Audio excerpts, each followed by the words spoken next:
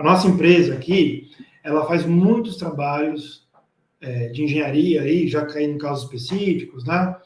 De você dar soluções para essa interferência entre a rodovia, que tem uma demanda de mobilidade muito alta, e a chegada na cidade, que começa a ter uma série de interferências. Tá bom, a rodovia, a Anhanguera chegou em Ribeirão Preto, né?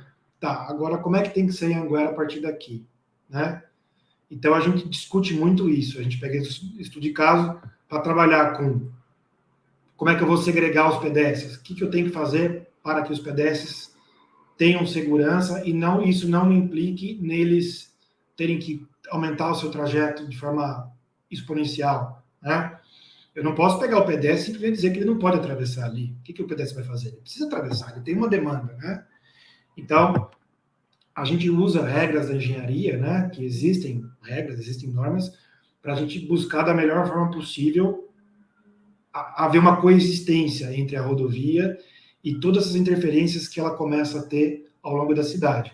Então, seja melhoria de interseções, melhoria do traçado, fazer um anel viário, limitar o número de acessos, passarelas para pedestres, impedir que o pedestre atravesse em local onde ele não deve atravessar, porém dando uma opção para ele de um caminho menor, entendendo o trajeto que ele tem que fazer, né? Então, quando a gente faz esse tipo de trabalho, a gente faz muita pesquisa de destino.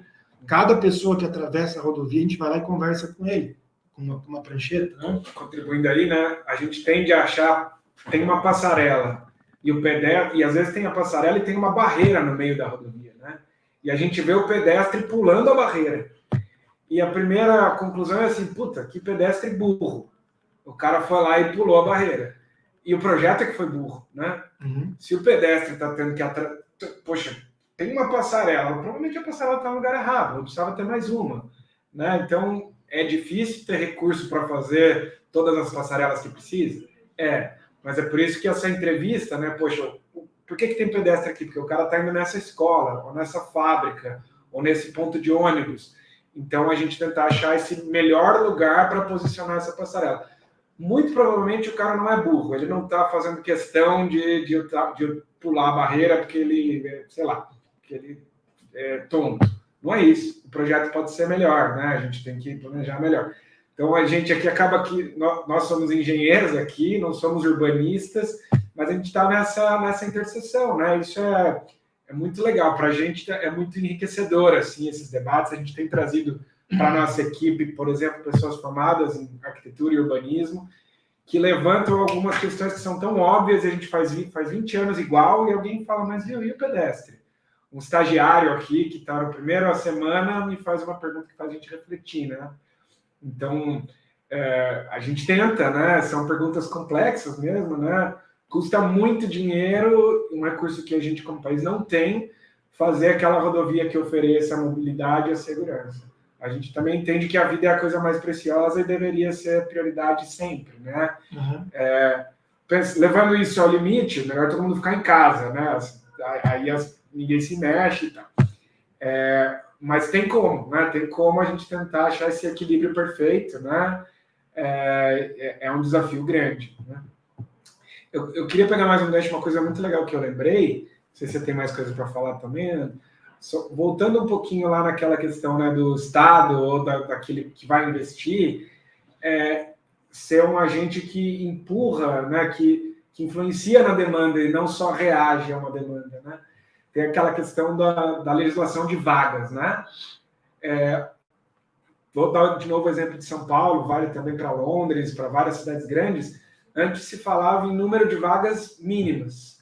Você tem um apartamento, cada apartamento tem que ter 2 vagas para parar carro. Porque daí, senão o carro fica estacionado na rua, seja outro problema. Hoje em dia se fala o contrário. Na região central, você tem número máximo. Alguns apartamentos são proibidos de ter vaga de carro. Não pode ter vaga de carro aqui. Porque daí o cara que vai morar lá não tem carro. Ele vai usar o transporte público, ele vai andar a pé, ele vai andar de bicicleta. Então não é só reagir, né? Pô, o pessoal quer carro, vamos pôr mais vaga, então. Não, vamos induzir o cara a não ter carro. Né? Vamos induzir o cara aqui a não atravessar pulando a barreira. Como é que eu faço isso? Né? Eu ofereço mais passarela, ou de repente eu ofereço uma escola mais perto da casa dele. Né? São tantas coisas para pensar, né? onde todas essas disciplinas entram em interseção, né? O próprio urbanismo, né? A lei de zoneamento da cidade, onde estão as escolas, onde está o posto de saúde, né? Se tem gente atravessando, eu não preciso só oferecer um jeito dele atravessar. Talvez eu precise oferecer um jeito dele não precisar atravessar, né? Então, enfim, o papo vai longe aí, né? Gostoso de falar sobre, mas o tempo é curto, né? Não sei se você quer falar mais alguma coisa. Só para fechar o exemplo do Guilherme, né? O que é importante na engenharia, né? É a gente ter certeza de que a gente está colocando a melhor solução dentro daquelas possibilidades e condições que eu tenho, e, além disso, eu tenho que proteger a pessoa que eventualmente vá fazer uma coisa errada, né? Tem que perdoar, né? Em inglês se fala isso muito, né? Eu acho meio feio falar isso, mas em inglês é o foolproof, é a prova de tonto, né? Então, eu tenho que fazer uma boa solução de engenharia para que as pessoas não se façam de tontas, né?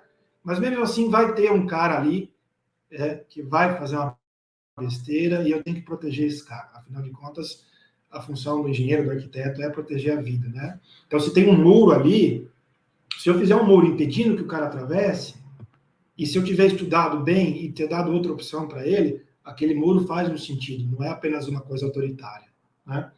Então, é um exemplo, né? Não pode ter uma solução de engenharia que, tudo bem, se o cara errar, ele que se dane. Não é assim, né? É um papo bom também, as rodovias que perdoam, né? Se usa esse conceito, né? Você constrói tudo para que não aconteça um erro e tal, mas se acontecer, a rodovia tem que ser capaz de perdoar, né? De salvar uma vida ali. E por aí vai, meninos. Obrigado.